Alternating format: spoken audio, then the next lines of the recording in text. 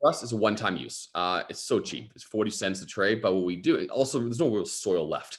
It's fully encompassed by the roots. So what we do is we actually sourced out farms that use it for feed.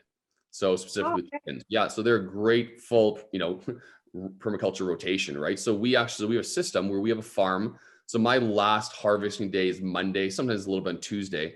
We put these into like big, like 40-gallon Rubbermaids, fill all the reused mats. They go outside of our Mhm. bay. The farm picks them up. Like we have, probably 1,500 pounds of this. So there's a lot of these.